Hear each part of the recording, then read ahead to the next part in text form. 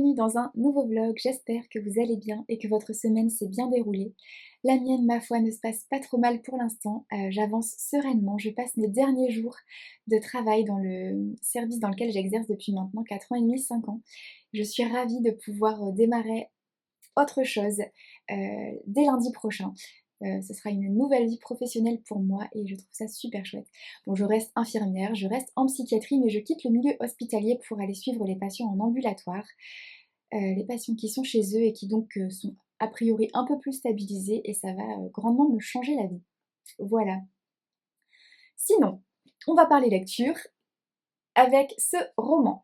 La petite fille sous la neige de Javier Castillo s'est édité aux éditions Albin Michel. Et alors, on entend beaucoup parler de cette histoire ces derniers temps, parce que, évidemment, le roman vient de paraître, mais également parce que la série du même nom est en ligne sur Netflix depuis assez peu de temps. Alors, je n'ai pas encore regardé la série parce que j'attendais de découvrir le roman avant de me plonger dedans, bien que j'en ai pas mal entendu parler.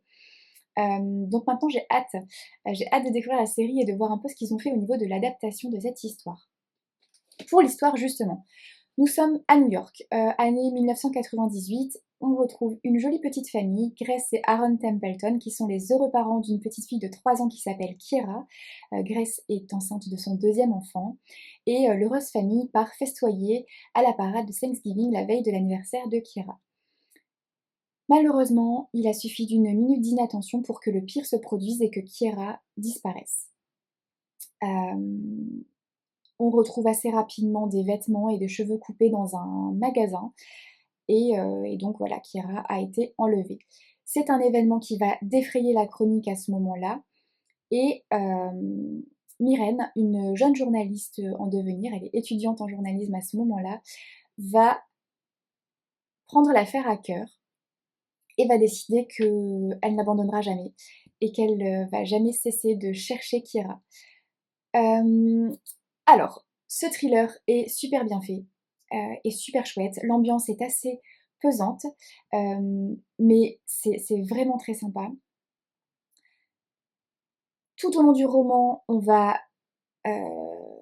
on va mener l'enquête, et on va chercher cet enfant disparu.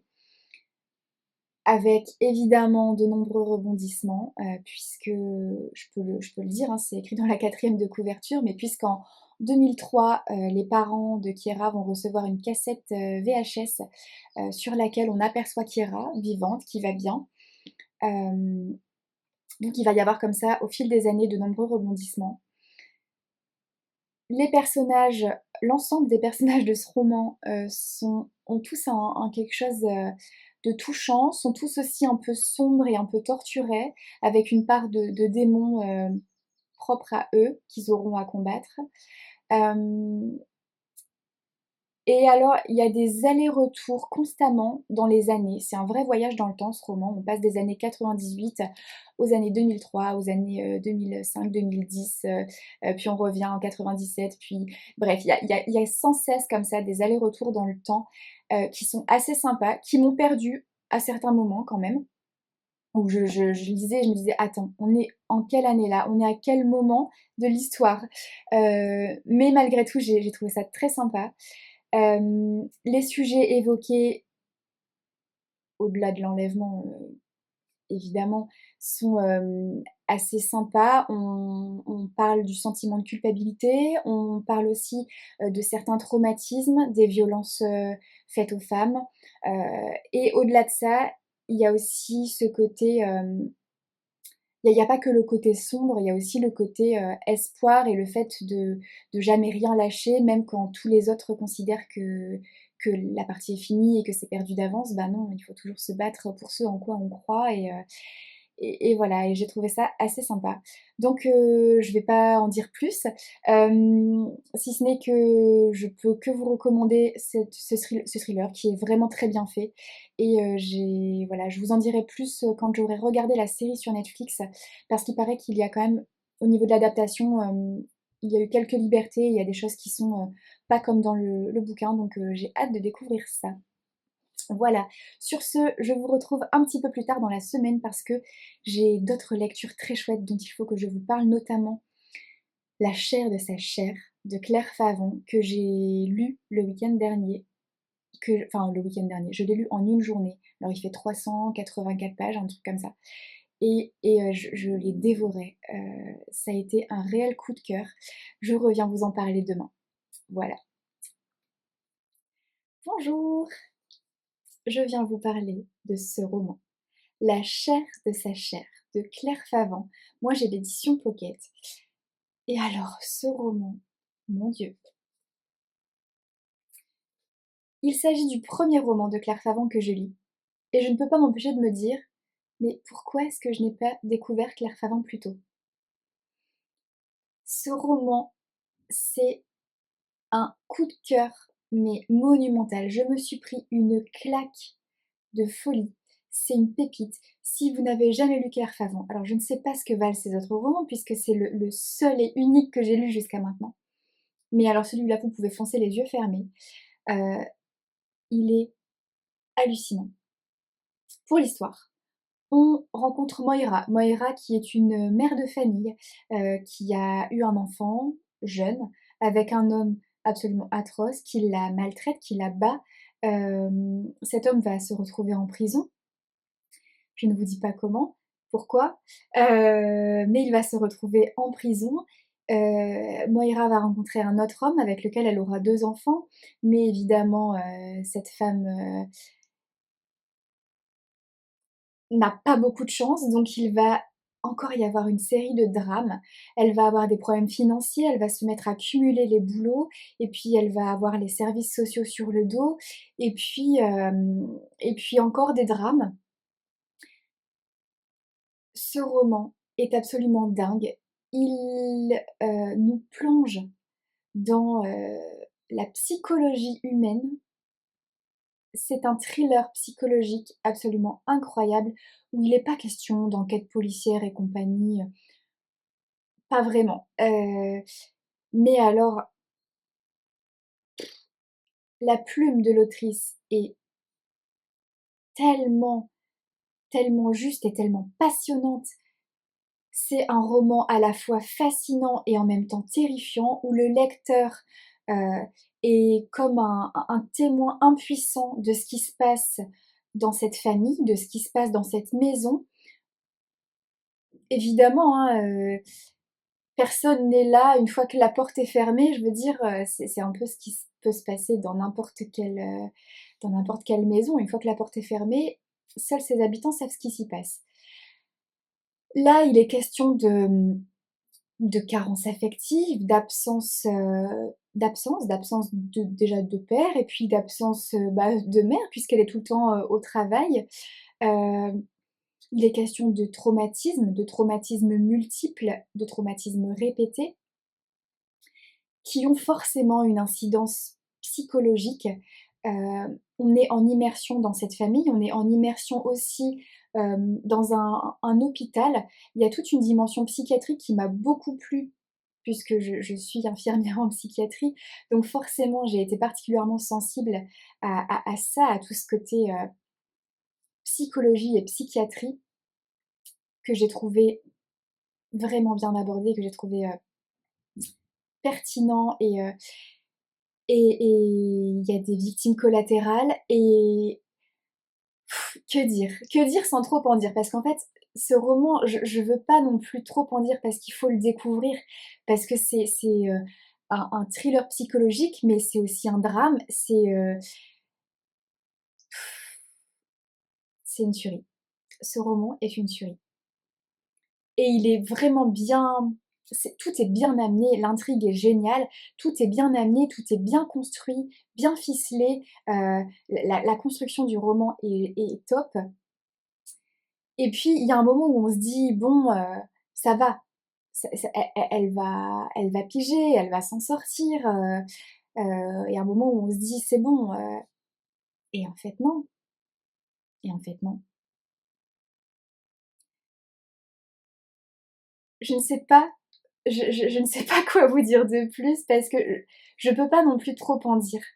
Hem, je vais m'arrêter là en fait, je vais rien dire de plus, si ce n'est que ce roman est absolument incroyable, que la lecture de ce roman est addictive. Je l'ai lu en une journée. Il fait 390 pages et j'ai été tellement prise dans cette histoire, tellement la façon dont les choses sont amenées et c'est passionnant en fait, c'est vraiment passionnant. Donc on peut pas s'empêcher de vouloir connaître, la suite et je me suis pris une putain de claque. Voilà, je peux que vous recommander cette lecture et je vais au Quai du Polar là ce week-end et je vais acheter un nouveau roman, de Claire Favant parce que il faut que je découvre davantage cette autrice qui est, enfin, qui du moins dans ce roman m'a subjuguée. Je l'ai trouvée, cette histoire est bouleversante et et prenante et ça prend aux tripes et on n'a qu'une envie, c'est de plonger dans le bouquin pour aller, porter secours à à ces personnages et à cette Moira. Donc voilà, lisez La chair de sa chair de Claire Favant. Coucou! Je voulais brièvement venir vous parler de ce t-shirt. Le t-shirt que j'ai eu le plaisir de co-créer avec Angéline de la marque Muse. Angéline m'a offert la possibilité de penser le t-shirt de mes rêves, entre guillemets, et voilà le résultat. J'en suis super contente, je suis ravie de cette collaboration. Angéline en plus a été vraiment adorable, a été hyper à l'écoute et a soumis des propositions, elle a apporté sa petite touche très à propos, donc ça a été vraiment un plaisir de travailler avec elle. Et je suis super contente du résultat, je suis assez fière. Si je vous en parle, c'est parce que ce t-shirt est actuellement disponible à la vente sur le site de Muse. Donc il est en édition limitée et ce jusqu'au 4 avril. Donc ça s'arrête là tout bientôt, il reste que 2 petits jours pour pouvoir vous le procurer s'il vous intéresse. Je vous mets le lien en barre d'infos, le lien du site Muse donc. Et il est dispo de la taille S à la taille 3XL il me semble. Là c'est un taille S que je porte en sachant que je suis un tout petit gabarit et que normalement je porte plutôt du XS. C'est pour ça qu'il est un poil ample, un peu large. Mais pour ceux qui aiment porter des choses qui soient pas trop près du corps, bah, finalement ça correspond quand même. Ça va plutôt bien. Après si vous faites du S, bah, la taille sera adéquate. Il est dispo en plusieurs coloris aussi. Et donc pour en revenir un peu au motif, même si j'en ai déjà parlé dans un vlog précédent, je vais quand même vous en dire 2 mots. Je voulais quelque chose qui soit assez simple, assez sobre, et qui en même temps donne un peu à réfléchir.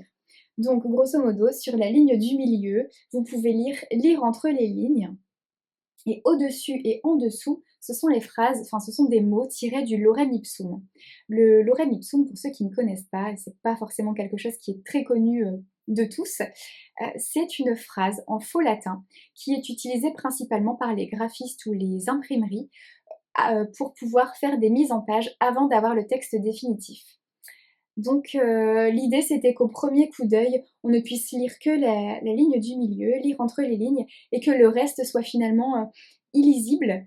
Et pour le coup ça l'est parce qu'on comprend rien, mais malgré tout, ça a quand même un sens caché et je trouve ça assez sympa. Bon après, il faut le savoir évidemment et c'est pas donné à tout le monde parce qu'il y a pas grand monde qui connaît ça. Mais voilà, au moins je vous ai expliqué un peu le pourquoi du comment de ce t-shirt et voilà et donc il reste plus que de petits jours, pour se le procurer. Si jamais ça vous intéresse, n'hésitez pas à aller sur le site, pour jeter un petit coup d'œil, voilà. Sur ce, je vous laisse et je vous retrouve un petit peu plus tard dans la semaine. Hello! Il faut que je vous parle de la lecture de ce roman, La Sœur à la Perle, qui est le tome 4 de la saga des 7 sœurs de Lucinda Riley, édité aux éditions Charleston, toujours. C'est une fois de plus un beau bébé de 600 pages, rien que ça. Je dois dire que j'ai démarré ce tome avec beaucoup d'appréhension. Parce que Sissi, la sœur numéro 4, et que je la trouvais antipathique dans les tomes précédents. Elle m'a agacée, mais au plus haut point, à vouloir toujours régenter la vie de Star, la sœur numéro 3. Vraiment, elle m'a irritée, vraiment. Je la trouvais trop sûre d'elle. Et du coup, j'avais pas du tout envie de lire le tome qui la concernait en fait. Donc, voilà, j'ai démarré ce tome un peu en mode comme ça. Et en fait, j'ai été plutôt agréablement surprise, je dois dire, parce que je l'ai trouvée assez touchante. Assez touchante parce que, finalement, pas si sûre d'elle que ça, heu, assez imparfaite. Déjà, elle est dyslexique et on sent que c'est une sorte de point de faiblesse, que ça doit pas être facile, à vivre au quotidien et heu et ça l'a rendue, ça l'a rendue touchante parce que,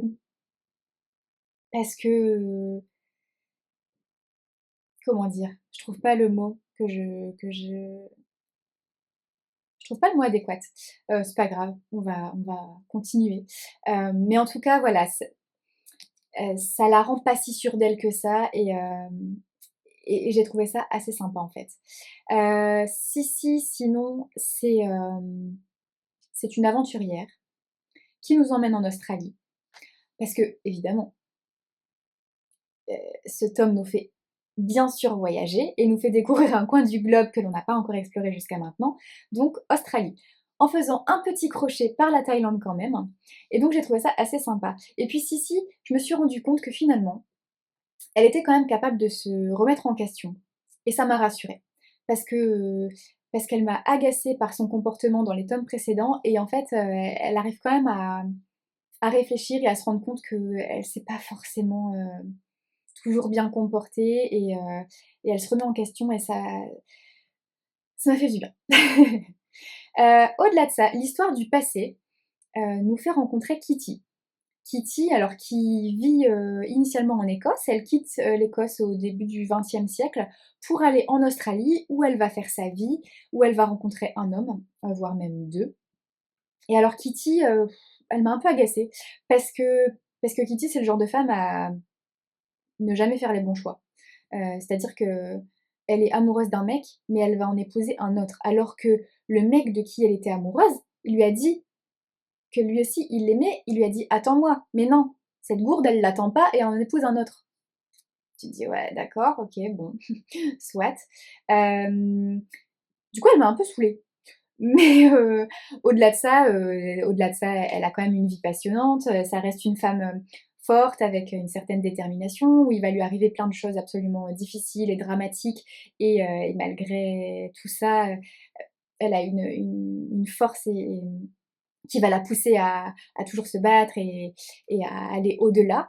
Hem voilà, elle a une résilience qui fait qu'elle s'en sort et ça, bon, bah, c'est toujours, assez sympathique ce genre d'histoire. Hem, mais bon, malgré tout, j'ai préféré, les histoires, du passé des tomes précédents. Et sinon, dans chaque tome, on aborde un sujet et un art en quelque sorte, parce qu'on a parlé de musique, on a parlé de littérature aussi. Dans ce tome, on aborde la peinture et j'ai trouvé ça assez chouette. Voilà. Je vais pas en dire beaucoup plus, je vais vous laisser, le découvrir et donc je vais pouvoir maintenant démarrer le tome 5. Je vais enchaîner parce qu'il y a quand même le tome 8, l'ultime tome qui sort, mi-mai et il m'en reste, 3 à lire.